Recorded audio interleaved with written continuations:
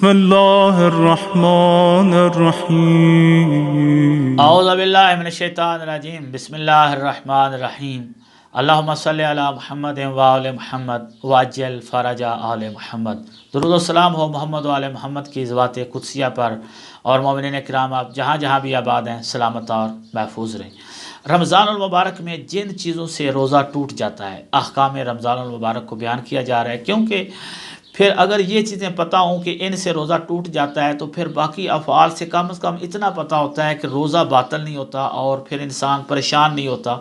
تو اس لیے ان 9 چیزوں کا جاننا ضروری ہے جن کی وجہ سے روزہ باطل ہو جاتا ہے، اور پھر آپ اگر یہ جان بوجھ کر انجام دیتے ہیں تو اس کے ساتھ ساتھ کفارہ بھی دینا پڑے گا اور قضا بھی کرنا پڑے گی۔ وہ 9 چیزیں کون سی ہیں ان کا جاننا بہت ضروری ہے۔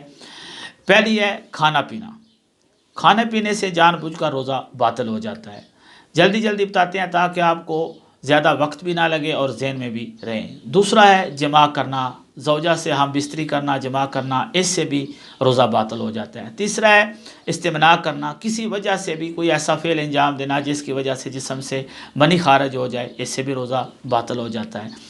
خدا، رسول اللہ صلی اللہ علیہ وسلم اور ائمہ اطہار پر جھوٹ باندھنا، ان کی طرف کوئی جھوٹی روایت منسوخ کرنا، کوئی بات اپنی طرف سے کر کے کہنا کہ یہ حدیث رسول ہے، حدیث ائمہ ہے، یا خدا پر جھوٹ باندھنا، اس سے روزہ باطل ہو جاتا ہے۔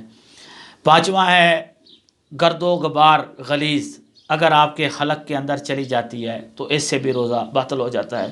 اتنی گرد و غبار غلیظ ہو کہ محسوس ہو کہ گرد و غبار حلق تک چلی گئی ہے۔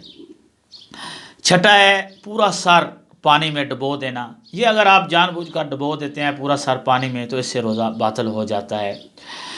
ساتواں ہے واجب غسل ہو جائے اور اذان صبح سے پہلے غسل بھی نہیں کیا، اذان صبح ہو گئی، روزے کا وقت ہو گیا اور ابھی غسل پر باقی ہیں، وہ چاہے جنابت کا ہو، حیض کا ہو، نفاس کا ہو، اس حالت میں اگر باقی رہتے ہیں جنابت میں تو غسل نہیں کرتے، تو اس سے بھی روزہ اگر آپ رکھ بھی لیتے ہیں، سحری کار کے نیت کر لیتے ہیں تو یہ روزہ نہیں ہوتا اور روزہ باطل ہو جاتا ہے۔ اور جان بوجھ کر اگر آپ ایسا کرتے ہیں تو آپ کو کفارہ بھی دینا پڑے گا، قضا بھی کرنی پڑے گی۔